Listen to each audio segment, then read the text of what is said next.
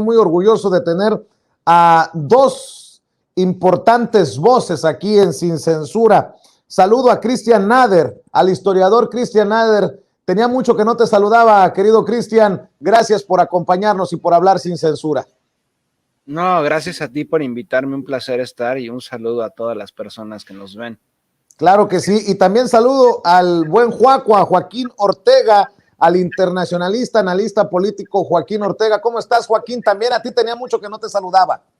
Así es, Vicente, ¿cómo estás? Un gustazo estar aquí en Sin Censura nuevamente. Oigan, a ver, déjenme iniciar. A ver, ¿por dónde le entramos? Por Alberto Peláez, el vocero de las compañías españolas, que viene a jugarla de periodista, pero que casi le llora al presidente porque deje robar, aunque sea tantito, como lo hacían antes, que antes era muchito.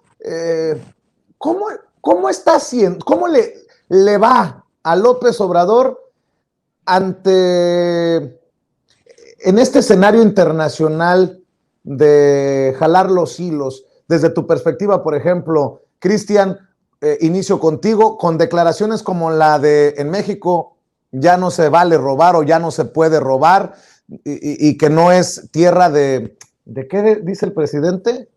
De conquista, con el mensaje incluso que envía a España de lo de las disculpas y que ni siquiera le respondieron. ¿Cómo ves esto, Cristian? Se juntaron como en la coyuntura dos procesos contra dos naciones, la nuestra, por supuesto, y también en contra, por ejemplo, de Cuba, ¿no? Tal vez no recuerden, algunos no recuerdan, Alberto Peláez estuvo durante años sirviendo en Televisa, no sé si lo haga tal vez repentinamente. Un personaje muy conectado con tanto la élite mexicana como con la élite española, incluso con la corona. Y precisamente hay que recordar también una de las primeras acciones y declaraciones de López Obrador antes y inmediatamente después de llegar a la presidencia fue de las disculpas que España debería de ofrecer. Ahí creo que no al pueblo mexicano como tal, no al Estado mexicano, sino más bien a distintas disculpas a muchos pueblos, algunos desaparecidos, exterminados, y otros que aún perduran por los abusos cometidos durante 300 años, ¿no? En esta coyuntura llega este sujeto, Alberto Peláez, y dice que podrían espantar las inversiones concretamente de españoles en tierras mexicanas por este proceso que pide López Obrador que se inicie, ¿no? Y si tomamos en cuenta que en este año, bueno, en un mes se conmemoran 500 años de la destrucción de México Tenochtitlan. Entonces, bueno, en primer lugar hay que sentar una cosa.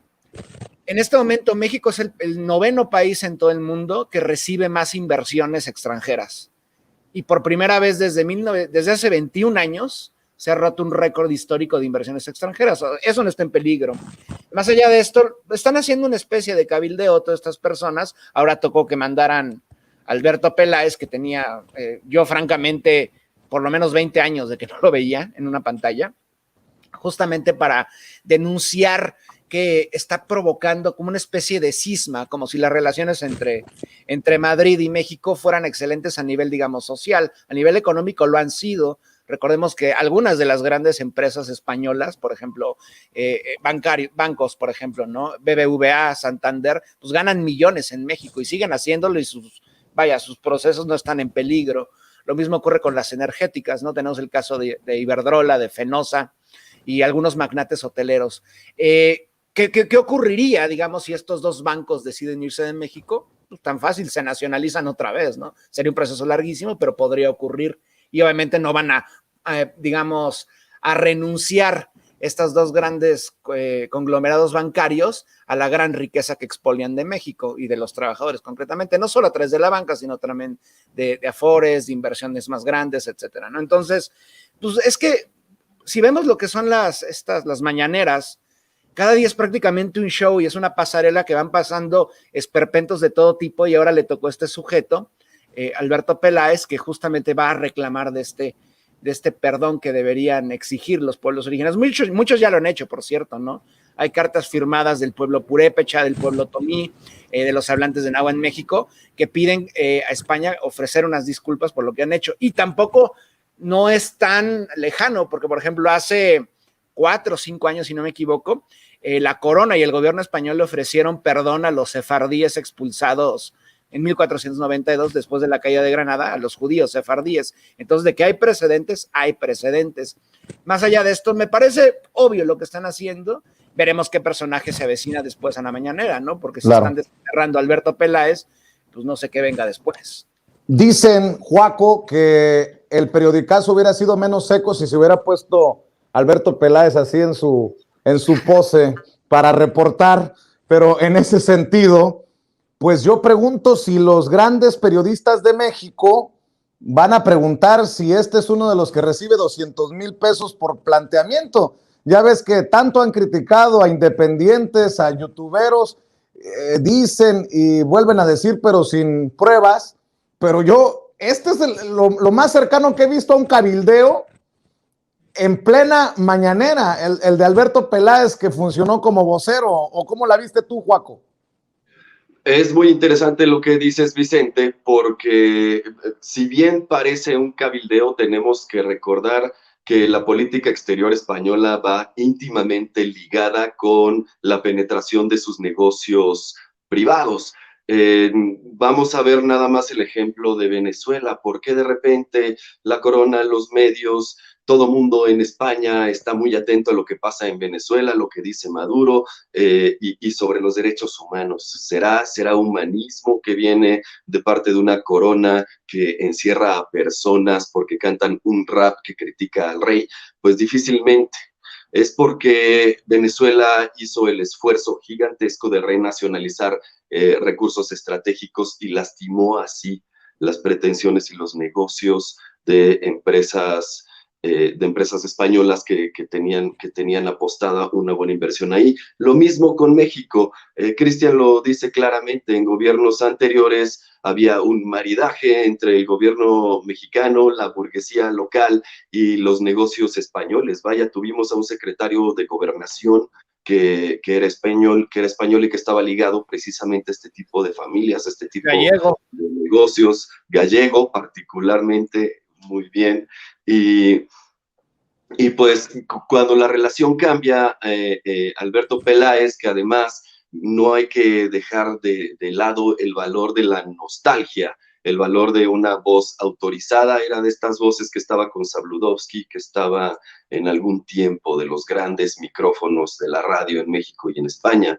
Entonces no hay que pasar eso por alto y llega como vocero, no tanto de las empresas, pero sí también llega como vocero de la política exterior española, y haces bien en notar el tono un poco lastimero, un poco suplicante a López Obrador, y por supuesto la respuesta a mí me parece magistral, la carta, cuando lee la carta, pero señalando también la soberbia con la que fue recibida, la burla. Esto viene también aparejado con una andanada de críticas hacia López Obrador en la televisión española. Si ustedes tienen parientes en España, si ustedes viven ahorita en España, nos ven desde allá, lo saben perfectamente. La única información que ven los españoles sobre López Obrador son menciones negativas, y esto también tiene que ver con que los medios en España son parte del conglomerado empresarial de las empresas energéticas. Todo es una política que, bueno, a mi parecer es un poco miope dejar de lado ciertas relaciones geopolíticas nada más por el negocio, por dejar que tus empresas entren y penetren y dominen un mercado extranjero. Pero aquí las inversiones, como bien dijo Cristian, no están prohibidas. Aquí, al contrario, qué mayor certidumbre que la ley, qué mayor certidumbre que ser tratado como un igual en todos los casos y no tener una posición privilegiada porque eres amigo del presidente o que te den una patada porque no lo eres. Eso es especulativo, y a veces hay cierto capitalismo que en realidad crece en esa especulación. Pero aquí ya no. El mensaje del presidente es muy claro: ya no pueden venir a robar. Es bienvenida la inversión, pero no es bienvenido el latrocinio ni tampoco la soberbia. Decía Antonio Machado: Castilla la Vieja, antes dominadora, envuelta en sus harapos, desprecia cuanto ignora. Joaquín, Cristian, pues ya que se va a poner sabroso, les pregunto,